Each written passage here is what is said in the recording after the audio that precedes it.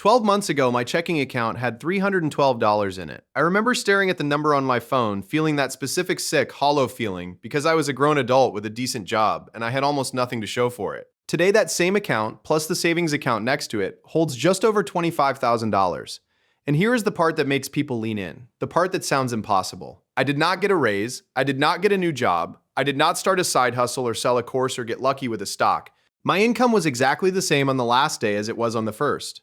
$25,000 appeared in 1 year, out of the same paycheck that used to leave me with $300. And today I'm going to show you the exact system, step by step, that made it happen, so you can do the same thing starting this week. Now let me be honest with you right up front, because I'm not here to sell you a fantasy. The exact number I hit, 25,000, depended on my particular income and my particular life, and yours will be different. If you're already living on nothing, the number will be smaller. If you earn more than me, it could be bigger. So don't get hung up on the 25,000. What I want you to steal is the system underneath it, because the system is the thing that works at any income. And here's the shocking truth. That system is built on the thing that changed my entire life once I saw it. I never had an income problem. I had a leak problem. The money to save $25,000 was already flowing through my hands every single month. I just couldn't see where it was going. And once I could see it, everything changed. Let me show you what was really happening to my money, because this is the reframe that unlocks the whole thing. For years, I pictured my finances like most people do. The money comes in, I pay for my life, and there's just nothing left over, because that's how it is. But that picture was wrong. Picture instead a large glass jar that represents everything I earned, and picture that jar riddled with dozens of tiny, invisible hairline cracks running all through the glass. Every month, I filled the jar with my paycheck, and every month, water seeped out through those cracks, slow and silent, a trickle from each one. No single crack was big enough to notice. There was no dramatic hole, no obvious disaster. But picture 40 little trickles running down the sides of that jar at once. And picture the jar nearly empty again by the end of every month. And me standing there baffled, thinking I must just not earn enough. The money wasn't being stolen in some big obvious way. It was leaking out through cracks so small I'd stop seeing them. My entire transformation was just this. I found every crack, I sealed it, and I redirected that water into a second jar that had no cracks at all. That's it. That's the whole secret. Now let me show you exactly how I did it. The first and most important thing I did, the move that made everything else possible, was reverse the order that my money moved. This one change alone did more than all the others combined. So listen closely. Before my paycheck landed in my checking account, I spent all month living out of that same account, and I saved whatever survived to the end, which, as we know, was $312.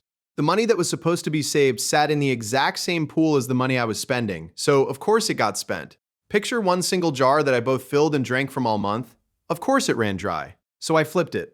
I opened a completely separate savings account at a different bank with no debit card attached, so it was slightly annoying to reach. And I set up an automatic transfer so that the day my paycheck hit, a chunk of it immediately jumped into that second account before I could touch it or even really see it. Picture a pipe installed at the top of my paycheck that siphons a portion straight into a sealed jar the instant the money arrives, and then locks. I started with an amount that felt almost too small to matter, and every month or two I nudged it up a little. Because it happened automatically, before I budgeted, before I spent, I never once had to use willpower. The money was gone, into my own jar before my brain even registered it had arrived. This is the entire foundation. You do not save what's left after spending, you spend what's left after saving. Reverse the order, automate it, and you've already won half the battle. The second thing I did was hunt down the phantoms, the subscriptions and recurring charges silently draining me every month for things I wasn't even using. Picture me sitting down one night with 3 months of bank statements printed out, a highlighter in my hand, going line by line.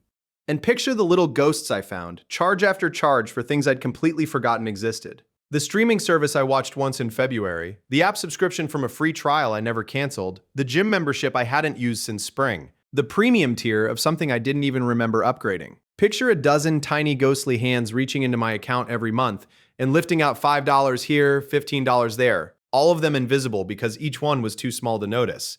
When I added them all up, these phantoms were costing me over $150 a month, nearly $2,000 a year, for things that brought zero value to my life. Picture me going down the list and canceling each one, and picture each little ghost popping and vanishing as I did. That was the first big crack sealed, and it cost me nothing but 1 hour and a highlighter. Everyone reading this has these phantoms. Go find yours tonight. The third thing I did was identify what I started calling my convenience tax, the enormous invisible premium I was paying just to do things the lazy way. This one was the biggest single leak, and it shocked me. Picture my old daily life: the coffee bought on the way to work every morning, the lunch ordered instead of packed, the dinner delivered through an app 3 or 4 nights a week because I was tired, with its delivery fee, its service fee, its tip, and its marked up prices stacked on top. Each one felt small and reasonable in the moment. Picture each purchase as a single coin, no big deal. But then picture all those coins from a single month piled up on my kitchen table, and the pile was staggering.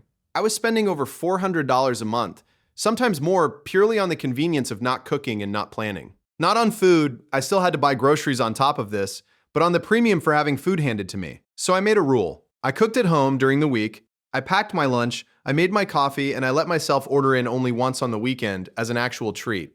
I didn't deprive myself of food, I just stopped paying triple for it out of tiredness. Picture that $400 pile of coins sliding off the table and into my sealed savings jar instead, month after month.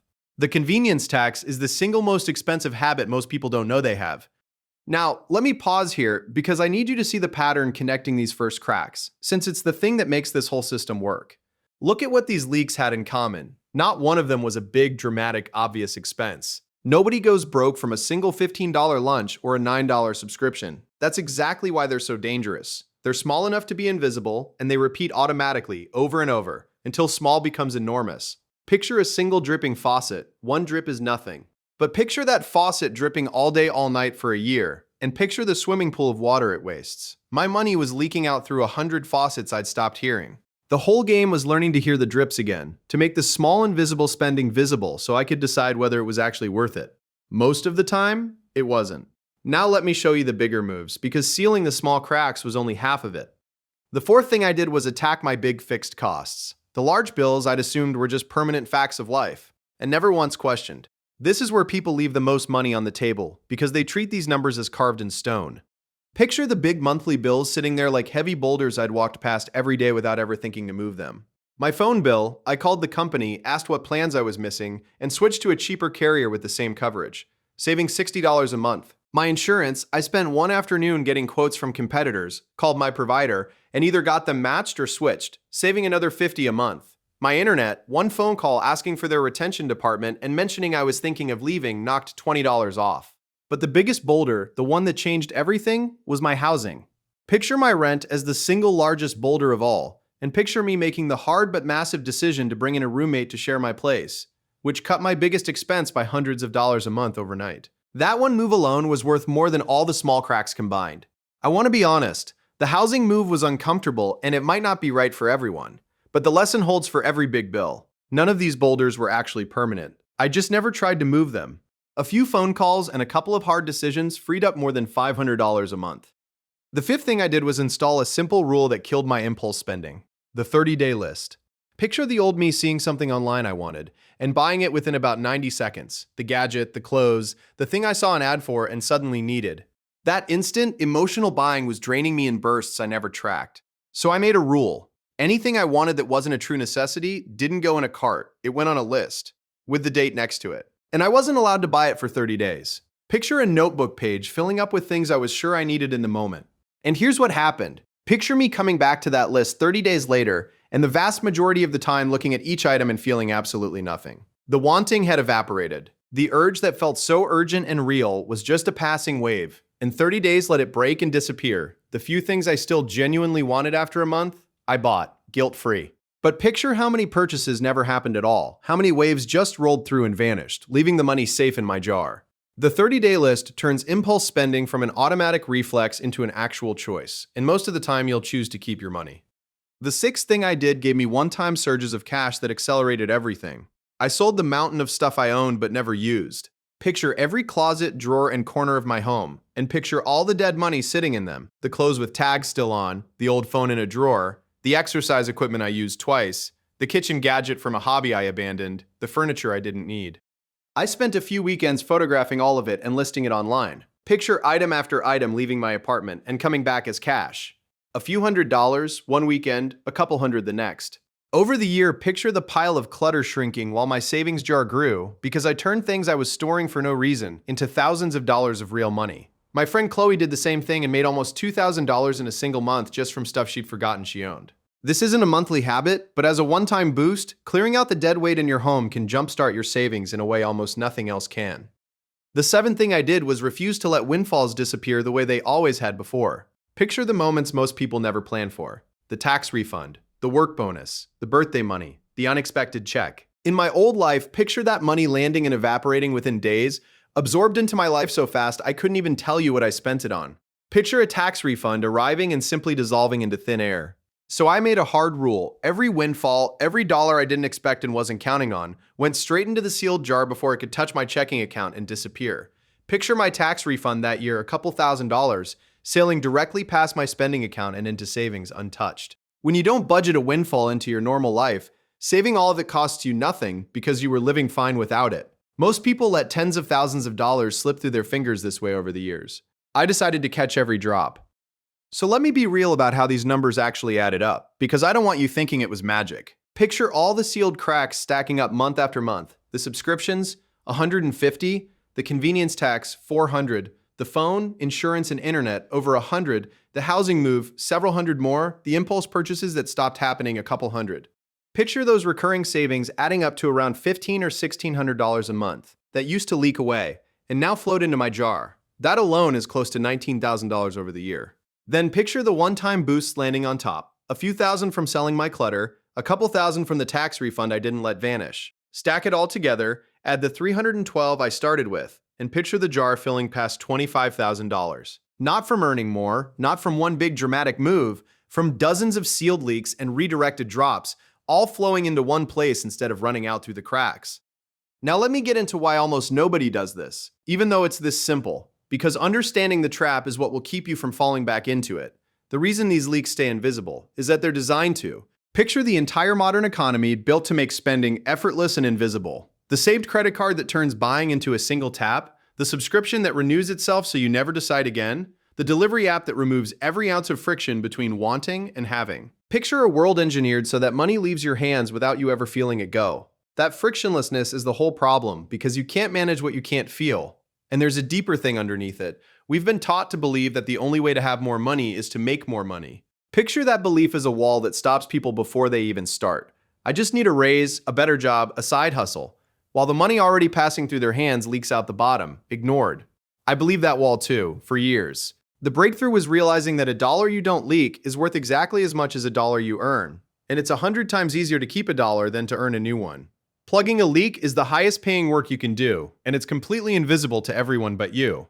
Let me show you what this is really worth. Because saving the money is only the beginning of the story. Picture that $25,000 not just sitting in a jar, but invested, growing, compounding year after year. Picture the version of me who never sealed the cracks, who kept leaking $1,600 a month for the next 30 years. And picture the staggering fortune that leaked away, because that money, invested over decades, would have grown into hundreds of thousands, even more. Picture two futures splitting apart, one where the cracks stay open and the money trickles away forever, and one where the cracks are sealed and that same money compounds into real, life-changing wealth. The leaks don't just cost you the money. They cost you everything that money would have become. That's the true price of the invisible cracks. Not a few dollars a month, but the entire future those dollars could have built. Let me show you this playing out in two real lives, because the difference between sealing the cracks and ignoring them is smaller than you'd think, but ends up enormous. Picture two coworkers, Hannah and Olivia, same job, same salary, same city, both feeling broke, both saving nothing. On the surface, identical. Then picture them each deciding to change, but in completely different ways. Olivia does what most people do. She goes hunting for more income. She spends the year exhausted chasing a side hustle after work, applying for higher paying jobs, stressed and stretched thin, trying to pour more water into a jar she never noticed was cracked. And picture that even when she does earn a little extra, it leaks right out the same cracks as everything else. So at the end of the year, despite all that effort, her savings have barely moved. Hannah does what I did. She doesn't touch her income at all. Instead, she spends one evening finding her leaks, automates a transfer into a sealed account, cancels her phantoms, kills her convenience tax, moves her big boulders, and lets the drops flow into her jar. Picture Hannah's year as calm and almost effortless compared to Olivia's. No extra hours, no second job, no stress. And picture her jar filling steadily month after month while Olivia runs herself ragged for nothing. Same income. Same start. At the end of the year, Hannah has tens of thousands saved and her evenings back, and Olivia has a little more income in the same empty jar. The difference was never how much they earned. It was that one of them sealed the cracks and the other just kept pouring. So let me hand you the exact playbook to do this yourself, starting tonight, in the order that actually works. First, before anything else, open a separate savings account at a different bank with no card attached, and set up an automatic transfer so a piece of every paycheck jumps into it the moment you're paid. Start small, even tiny, but start. Second, print 3 months of statements and hunt your phantoms. Cancel every subscription and recurring charge that isn't earning its place in your life. Third, find your convenience tax. The delivery, the daily coffee, the eating out from tiredness, and cut it hard, not to zero, but down to an intentional treat. Fourth, spend one afternoon moving your big boulders. Call your phone company, your insurance, your internet, and look hard at your housing, because these single moves are worth more than 100 small ones. Fifth, install the 30-day list so no impulse purchase happens without surviving a month of waiting. Sixth, sell the dead weight in your home and send every dollar to the jar. And seventh, from this day on, catch every windfall, every refund, bonus, and unexpected check, and route it straight to savings before it can vanish. Do those 7 things, and the money will start appearing, not because you earned more, but because you finally stopped leaking. So let me bring this all the way home. A year ago, I had $312 and a belief that my problem was my paycheck. Today, I have $25,000 and the knowledge that my problem was never my income at all. It was the dozens of invisible cracks I'd stopped seeing, draining away a fortune one drip at a time. And the most freeing part of this whole thing is what it means for you. You are almost certainly leaking far more money than you realize right now, this month, through cracks you've walked past for years. Which means the money to change your life isn't something you have to go out and earn from scratch. A huge chunk of it is already flowing through your hands, and all you have to do is stop it from running out the bottom. So go find your cracks tonight. Seal them one by one. Redirect the drops into a jar that doesn't leak. And watch what happens over the next 12 months, because the same paycheck that's been leaving you empty has more than enough hidden inside it to change everything. You just have to stop letting it slip away.